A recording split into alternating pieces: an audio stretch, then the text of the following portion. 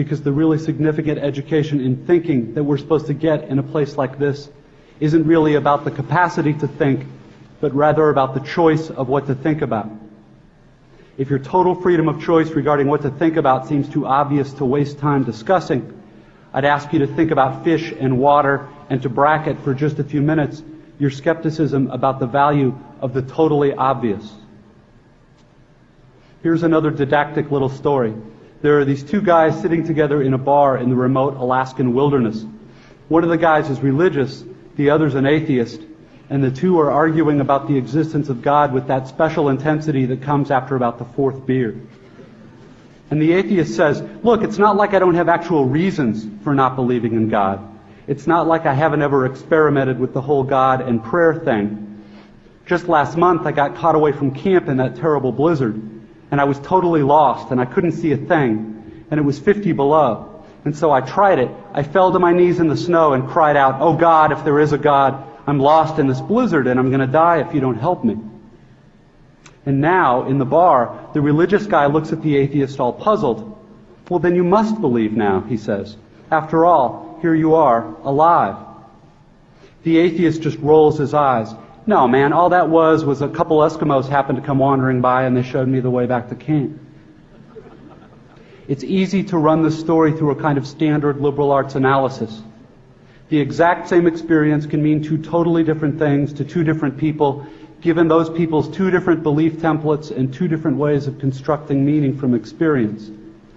Because we prize tolerance and diversity of belief, nowhere in our liberal arts analysis do we want to claim that one guy's interpretation is true and the other guy's is false or bad. Which is fine, except we also never end up talking about just where these individual templates and beliefs come from, meaning where they come from inside the two guys.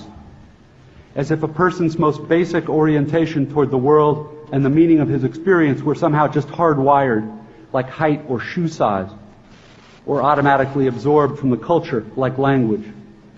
As if how we construct meaning were not actually a matter of personal, intentional choice.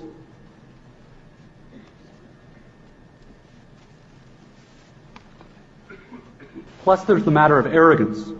The non-religious guy is so totally certain in his dismissal of the possibility that the passing Eskimos had anything to do with his prayer for help. True, there are plenty of religious people who seem arrogantly certain of their own interpretations too. They're probably even more repulsive than atheists, at least to most of us. But religious dogmatist problem is exactly the same as the story's unbeliever. Blind certainty. A close-mindedness that amounts to an imprisonment so total that the prisoner doesn't even know he's locked up. The point here is that I think this is one part of what teaching me how to think is really supposed to mean. To be just a little less arrogant. To have just a little critical awareness about myself and my certainties.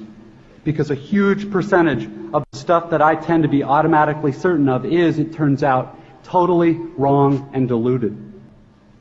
You get to decide what to worship. Because here's something else that's weird but true. In the day-to-day trenches of adult life, there is actually no such thing as atheism. There is no such thing as not worshiping. Everybody worships. The only choice we get is what to worship. And a compelling reason for maybe choosing some sort of God or spiritual type thing to worship, be it JC or Allah, be it Yahweh or the Wiccan Mother Goddess or the Four Noble Truths or some inviolable set of ethical principles, is that pretty much anything else you worship will eat you alive. If you worship money and things, if they are where you tap real meaning in life, then you will never have enough. Never feel you have enough. It's the truth. Worship your own body and beauty and sexual allure, and you will always feel ugly. And when time and age start showing, you will die 1,000,000 deaths before they finally plant you. On one level, we all know this stuff already. It's been codified as myths, proverbs, cliches, epigrams, parables, the skeleton of every great story. The whole trick is keeping the truth up front in daily consciousness. Worship power, you will end up feeling weak and afraid, and you will need ever more power over others to numb you to your own fear. Worship your intellect, being seen as smart, you will end up feeling stupid. a fraud, always on the verge of being found out. Look, the insidious thing about these forms of worship is not that they're evil or sinful. It is that they are unconscious. They are default settings. They're the kind of worship you just gradually slip into day after day, getting more and more selective about what you see and how you measure value without ever being fully aware that that's what you're doing.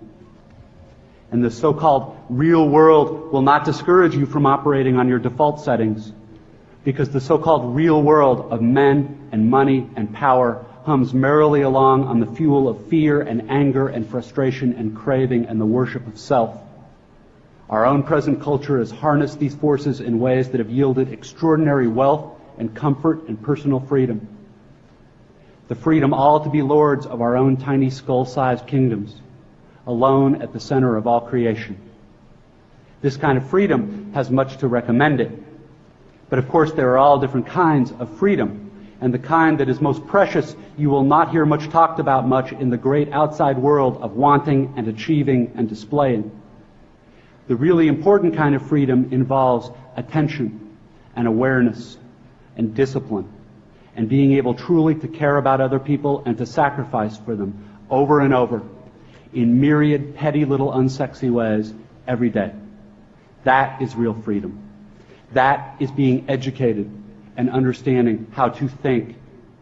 The alternative is unconsciousness, the default setting, the rat race, the constant gnawing sense of having had